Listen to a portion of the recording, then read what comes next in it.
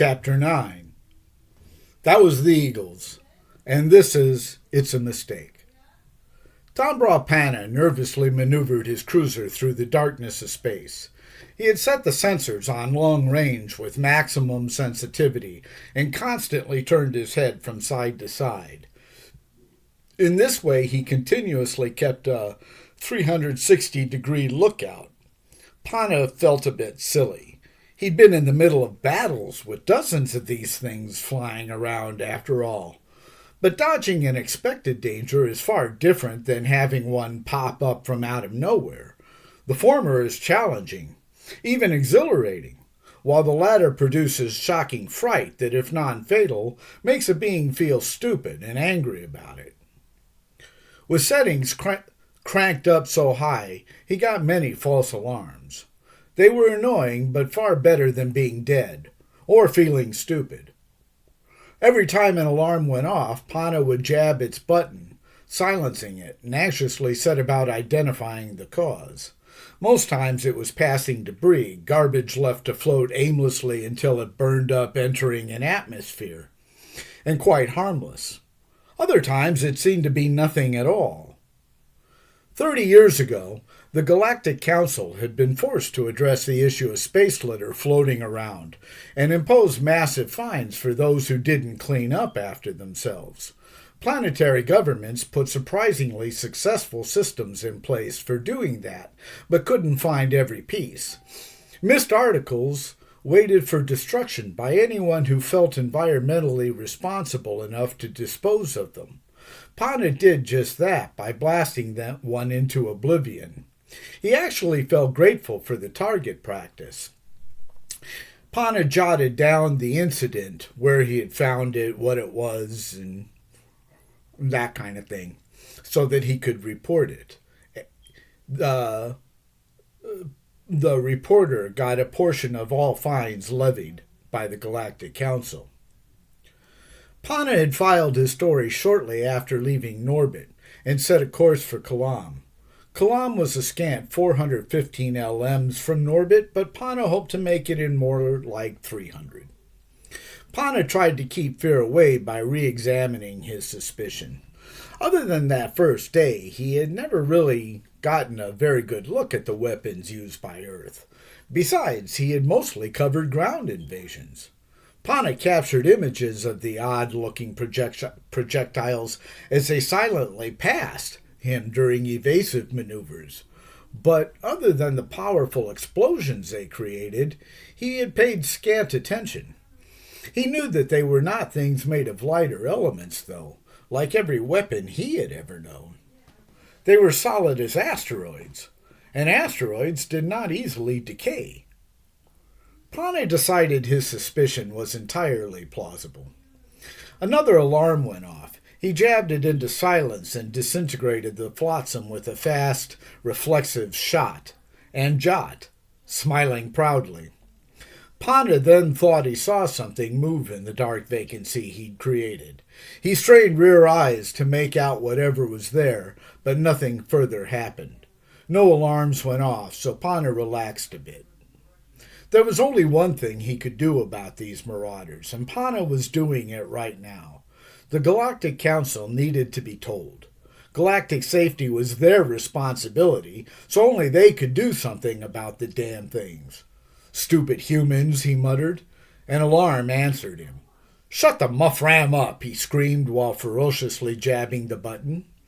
False alarms weren't his only problem. Running the sensors on high while speeding put a large strain on the cruiser's power grid. Barely 150 LMs into his trip, the grid began to stress. At 190 LMs, the unit began to fry. At 215, it resembled Richard Pryor running down Parthenia Street. Panna hadn't noticed the gathering threat over his other alarms and was dead center of nowhere when flames appeared. He frantically searched the cabin panel until finding the power grid warning. Cursing, he first opened a grid vent, which extinguished the fire. Next, he considered a chart to find a very small planet only a quarter AU away. "If only I could call this luck," he ruefully breathed. Pana used emergency power reserves to reach the planet, but those died just before entering its atmosphere. Fortunately, he was close enough that gravity and skill brought the cruiser down until it rested upon a grassy field near a small forest. He then allowed himself to exhale. He got out and opened the storage space, rummaging through articles of clothing, books, reference material, and old food wrappers, waiting to get thrown out before he found the repair compartment. It was empty. Where the... he started to wonder. Pana then remembered loaning his equipment to another reporter at GPS a few days before. The guy was supposed to return it, but Pana left within an hour because Vinchno told him about an event happening on Verita. Verita had the best blue-collar district in the galaxy, so Pana jumped at the chance and used the occasion to take in some visual entertainment. He had considered physical as well, but that always left him feeling so... used. Damn, he spat. Having no other recourse, Tombra secured his cruiser and went looking for a repair facility. An emergency alters how surroundings get noticed, because the brain tends to focus on reacting and not much else. Therefore, he was surprised to find the field was actually a heavily populated park. Pana picked his way over bodies and around blankets while making his way toward a street. Though only slightly past midday, most of the beings were sleeping. Some listened to music on small digiplayers, an older technology that cost much less than modern digipods, with eyes closed. Antennuals sluggishly surveyed the air while their attached head bobbed in musical rhythm. Many of those awake inhaled smoke, holding it in a long moment before exhaling, from a glass device or paper wrapper. The smoke carried a pungently sweet smell Pana had been noticing since leaving the cruiser. These smiling beings said hello as he stepped around their towels and blankets. Pana returned their greeting and inquired about a repair station. Apparently, a guy named Skylar owned one, but nobody remembered where to find him. We don't need him much anymore because nobody drives, one guy said apologetically. Most of us take the public movers. They're pretty good, man, don't cost anything. Use those. Pana thanked him and headed for the street. He spied a diner across from the park and realized it had been over a day since he last ate. Pana decided he should do it again. The place was basic but clean and very busy. Pana took a seat at the counter next to a kid with long blue hair and ordered something called a burger. While eating, he turned it from side to side as if expecting to find something and nodded approval at each swallow. Behind him, he noticed beings casting furtive looks. The waitress, Lori, was a pudgy young girl and not overly attentive. That was usually okay with Pana, but this time it annoyed him. He needed to ask some questions. When she finally came by to see if he wanted more drink, something called cola, he asked about Skylar, explaining the cruiser had broken down. Lori's antennae surveyed him closer.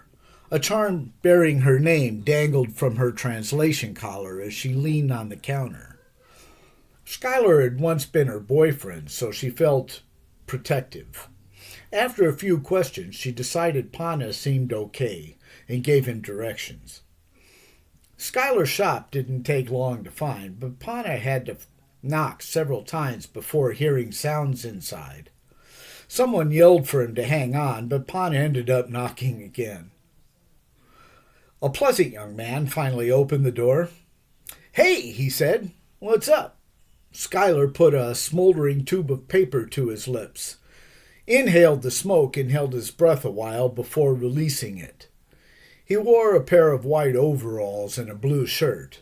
There were no stains on the overalls to indicate the kid had been working.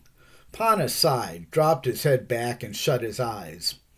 "Don't tell me you're closed." "Okay, man."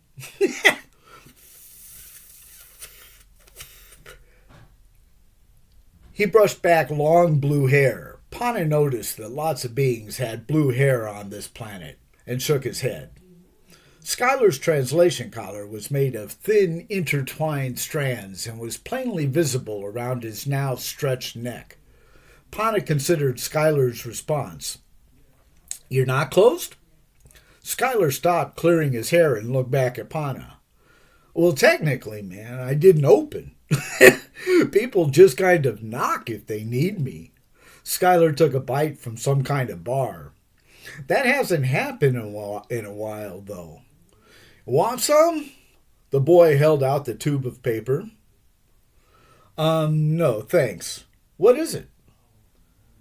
He let out an easy laugh. "You're not from around here, are you? You'll like this. Trust me." Pana generally didn't trust kids, but being in a strange place and needing the boy's help, decided to humor the guy. He took the cigarette and drew in a puff. Skylar shook his head when Pana exhaled. "No, dude, hold the smoke in a while. It helps." "Oh, yeah." Pana gave Skylar a quizzical look, but did as instructed. It didn't help. He took another drag just to make sure. Nothing. "Look, my cruiser's power grid is fried." Pana got out the words before expelling the smoke in a coughing fit. The kid busted up. "You will be too pretty soon." "Be what?" "Fried, dude. Everyone gets fried." Skylar erupted into another fit of laughter. "I see." Pana actually didn't see, but there was something odd going on. He was suddenly aware of feeling old again. "Can you fix it?" "What? Being fried?" "No, my power grid." Skylar's expression indicated he was trying to remember what they were talking about. He got it after a moment. "Oh, yeah, sure. What kind of ride is it, man?" "Red with a jazzy stripe running down the side." It was Pana's turn to laugh now, along with the kid. "No," he said after his giggling subsided. "It's a quasi-stellar racer." "Cool! Those are nice rides." "I'll definitely have to order that part, though. Come on in and I'll do that." Pana followed him inside, introducing himself as he took a chair next to a laminated table. Skylar opened his parts file, searched under quasi-stellar racers, and sent an order for one power grid. 2 days, Tom Braw. Shouldn't take but an hour to install once it gets here, though. Great, Pana sighed, with some irritation. Thanks, Skylar. Just then, Pana did begin to feel something. It felt like an odd heaviness pulling him down. He took another puff from the preferred smoldering paper, but declined to further offer. After a short time, the heaviness lifted, leaving Pana feeling light as air and allowing his fears to dissipate like the paper's smoke. Pana's nerves calmed and he relaxed for the first time since leaving Stulla. Skylar laughed. You're definitely getting there, man. I can see it. Your eyes are all red. Pana looked at him. So are yours. That really made Skylar laugh. Mine are always red, dude. All your Orkans have either red or pink eyes. Pana broke up, too. Some kind of species trait. I was just going to go get some eats. Go with me, Tom Braw. Skylar got up and they left the shop. Despite the fact that he had just eaten lunch, Pana thought a snack sounded great. They hadn't been shopping long before Pana noticed everyone was heavy except Skylar. How come you're so thin? Skylar shrugged. Genes, I guess. He answered while dropping a bag of thick cookies into a cloth bag he had brought with him. I also don't get to eat much. Why not? Pana tossed a couple bags of dried fruit in with the cookies. He had never cared much for sweets. Because I'm usually broke. They both nearly fell down from hysterics. Skylar avoided it only by leaning against the shelf and holding his stomach. Not doing many repairs these days, eh? Stars waste no, Tom Braw, Skylar sighed. Not since the government put in all those great public movers. I used to be so muff-ramming busy I didn't have time to eat. Now I definitely have all the time, but no money. Skylar sadly shook his head. Why'd they do that? Oh, because they were afraid of accidents, dude. But those actually decreased after we started smoking plant. Most of us drove so muff-ramming slow we didn't do much damage if we did hit something. Skylar laughed and dropped some pizza wraps into the bag. He suddenly hoisted the bag for observation. This is made from the same plant. It makes great clothing and food, too. And ain't that something? He shook his head back to clear blue strands of hair from brushing his delicate eyelashes. The snacks were secured on the shelf by an electronic barrier. Skylar entered a personal account number, which he explained everyone was issued by the government, and the barrier vanished. Each snack sat on a sensor, and his account was charged at the same time he removed one. The barrier reappeared immediately afterward. They opened a couple of the cream-filled cake packages and ate them, licking fingers clean of every sugary morsel, while still in the aisle. Skylar didn't give it a second thought, but Pina, unused to doing such things, felt like he was committing a crime. Relax, Tom Braw, Skylar told him through a mouthful of moist stickiness. It's charged, man. We're cool. Pana looked uncertain, but had begun to like Skylar and to trust his guidance. If Skylar said it was cool, Pana assumed cool was a good thing, then cool it was. When done shopping, he merely entered his account on a number on a small keypad device, slid a payment card through, which immediately deducted the money from his personal account, and the doors opened to let them out. In this way, nobody wasted much time standing in line. Not that anyone minded wasting time. Before leaving, Skylar picked up a baggie filled with green buds on the way out. Plant, Skylar explained before slipping it into the bag. Definitely. You didn't enter your account number for it, Pana said. Oh, I don't have to, Tom Braw. Plant's free. They went to the park and joined everyone else on the lush carpet of green grass. Tyler answered Tom Braw's questions about Plant as they scarfed down the snacks. The boy told Pana that a company called Packaged Oral Treats, POT, supplied everyone with plant needs. They also produced all of the very tasty snacks he and Pana had picked up that afternoon. After a couple hours of relaxed cloud and people watching, Tom Braw excused himself and went looking for a library. He learned more about Plant and Eurorca in their history section. About 60 years before, Eurorca's population had become obese. Food was plentiful, and modern conveniences had all but eliminated physical work. Problems like heart attacks, strokes, diabetes, osteoarthritis, gout, and snoring were epic. According to polls, snoring was the most intolerable. Medical science launched a massive campaign to find cures for these problems, but continuously ran up against brick walls. They found drugs that helped some Eurorcans, but not others. Actual cures remained elusive. Public health campaigns focused on making Eurorcans become better eaters and more fit. Many responded to these campaigns. Collectively, they lost megatonnage and gained billions of pounds in muscle.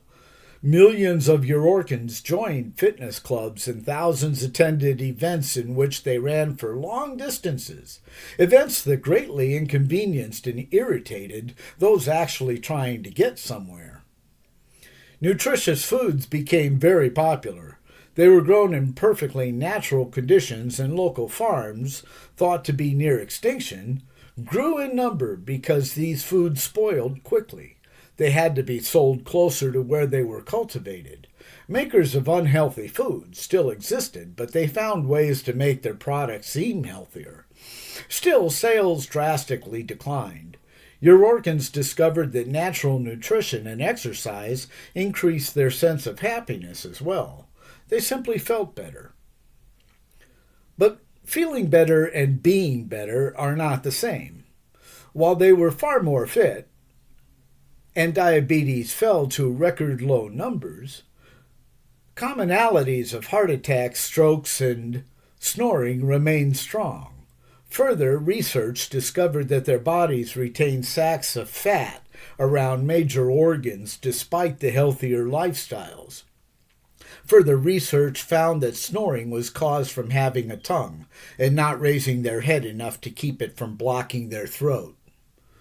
About this time, a product came out with the assertion it had an amazing curative property. The distributor, Perfectly Organic Treats, POT, claimed it was a natural plant and could help cure many of the diseases still ailing society. Plus, it made you feel tremendously good. Plant gained wide popularity very quickly despite the fact that snoring continued unabated. Nobody, however, knew where this plant came from because nothing like it grew on Urorka. POT tried to find out, but POT never divulged that information. Nor, it was said, would they.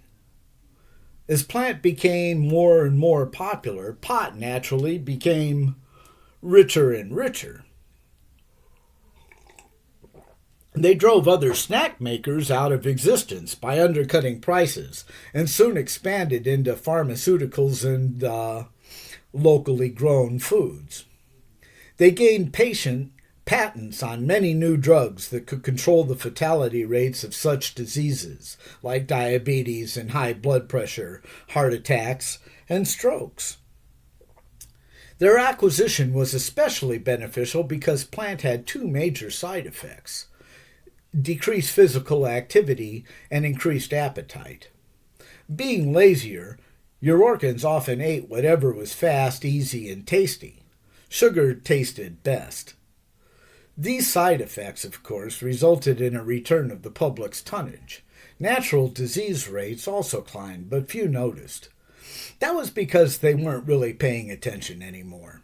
Another reason was that those who did have problems with treatable precursors of death were put on a new, more effective medication, especially concerning blood pressure. While they still suffered health problems, they weren't dying from them much anymore. Urorkans got the false impression that plant was curbing those problems, an impression firmly created and perpetuated by the POT Corporation. Some, however, did recognize the source of these problems and correctly suspected survival rates were more attributable to medications than plant.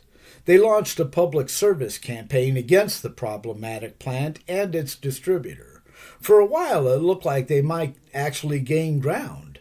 Some legal actions against POT for things like misrepresentation or fraud, bribery of government officials, and a few other cute infractions went in favor of those bringing the suits. POT began losing the legal war, but not profits. It seemed the populace only cared to a certain degree. That fact didn't escape government officials either. They were all too happy to accept more bribes, which they used to purchase greater holdings in POT, along with mansions near picturesque bodies of water, and no longer worried about public reactions.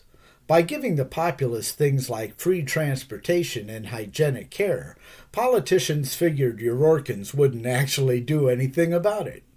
They figured correctly. POT's legal worries drifted away under the repeal of regulatory laws like smoke, but only lawyers complained. Soon after, they began the program of giving plant away for free. Pana read a GPS story dated 6 years earlier that made all four of his eyes pop out. It was exactly the kind of story he would have pursued, but couldn't because he had recently started covering a war. The article read, "POT to provide free medication.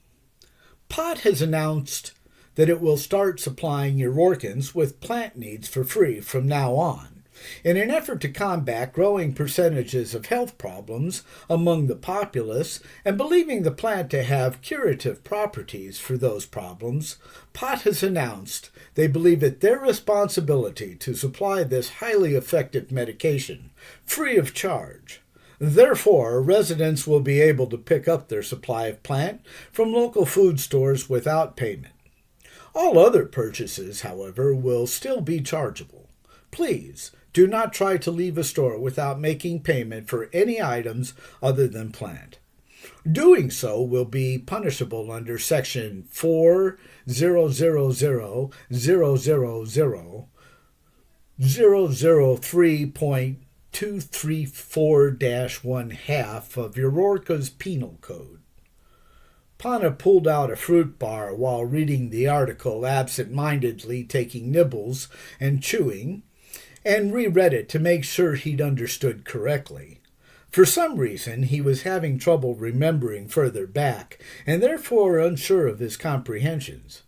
Why would a corporation suddenly decide to give away their main product as a social program?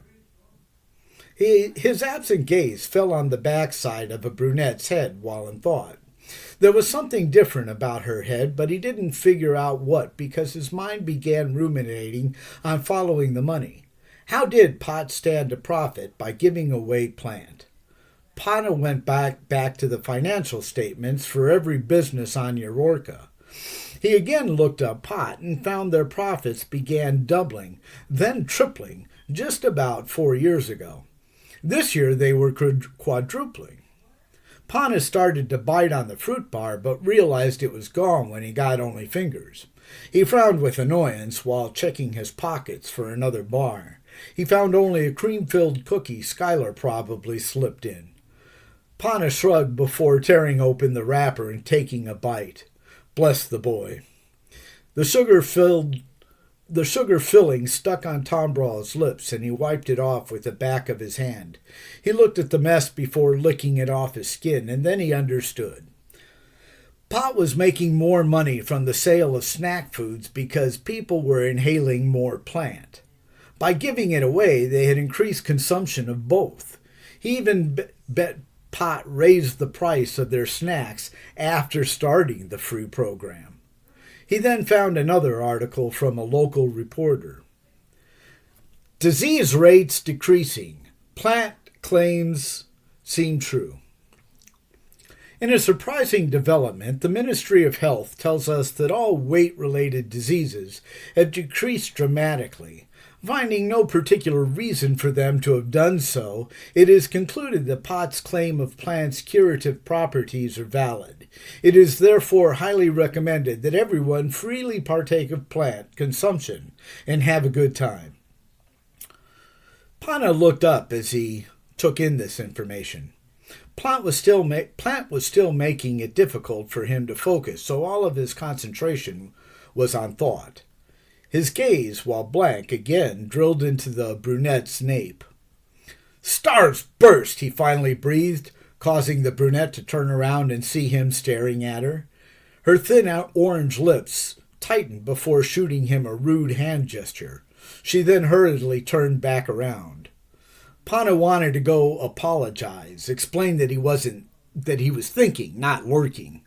Didn't mean to bother her. But she suddenly got up and moved across the room.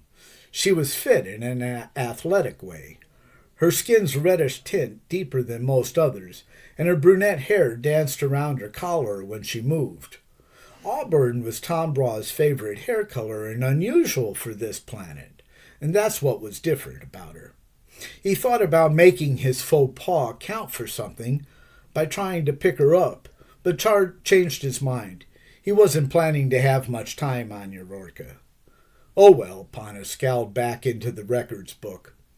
On an impulse, Pana flipped to financial records for the pharmaceutical branch of POT.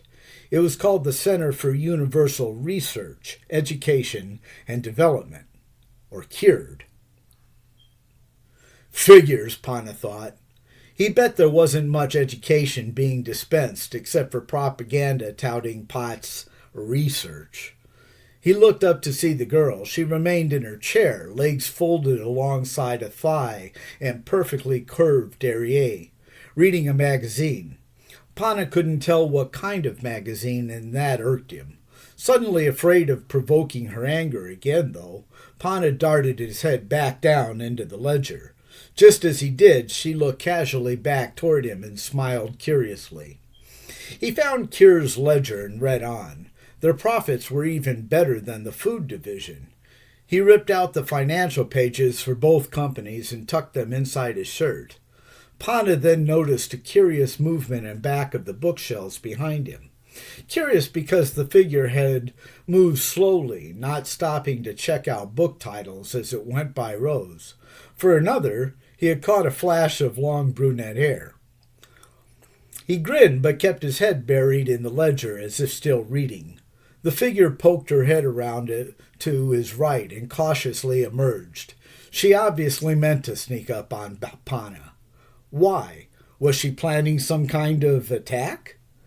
Just for staring at her? She was pretty, after all.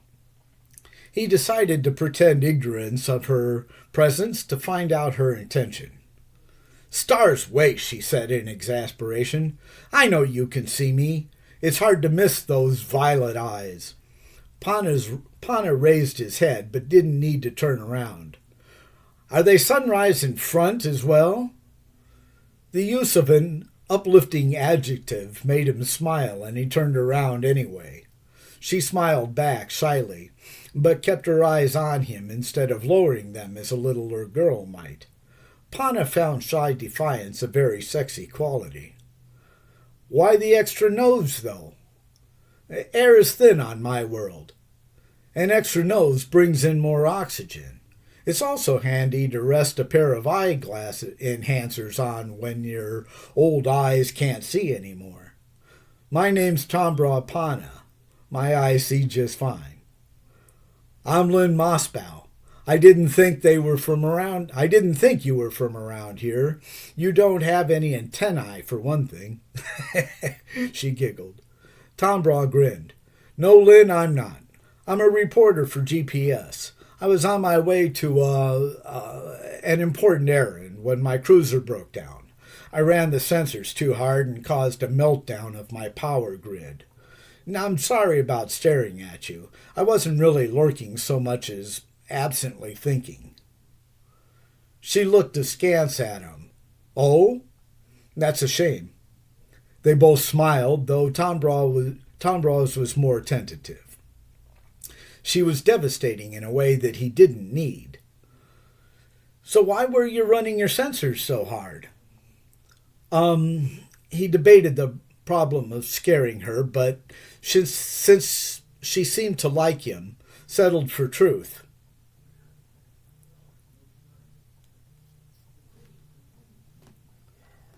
There are things floating around the galaxy that kill people. I'm the only one who knows about them, though, so I was being overly paranoid." "Oh?" She seemed to accept this as if he had just told her it would rain today. "Where were you going?" "To warn the Galactic Council about these things," he said. She nodded without comment. Pana decided it was time to change the subject. He was beginning to like her, too, so wanted to keep her attention. "I can't help but notice that you don't look like most of the other people on this planet. Doesn't plant make you hungry?" "No, I don't use plant." Pana raised an eyebrow on both sides of his head. "I don't believe it cures anything that a good diet and exercise won't also cure," Lynn quickly added. Pana loved a girl with good diction. "Interesting, but its effect is nice whether it cures anything or not." "I've tried it, of course. It didn't do much for me. I don't see the fascination." "I do. But what's going on here isn't a good thing, Lynn. Pot has addicted the populace in order to sell more of its snacks, you see. Plants cost next to nothing to grow. Just need a bit of care. But it sells a ton of snack foods, which I'll bet also doesn't cost much to make." Lynn's brow furrowed as she pondered this thought. That's really interesting. I hadn't thought about it. I'd love to find out where they grow it. It'd be great if I could expose POT's pushing. I mean, it's fine with me if the populace smokes it. In fact, I want more of it, but not for these reasons. Lynn nodded. I agree. I know where their compound is. Everybody does. I'll take you there if you want. He flashed a wolfish smile that made her eyes light up in pleased distress. I want. Pana was only partially talking about her offer. Thank you. We'll see you in Chapter 10.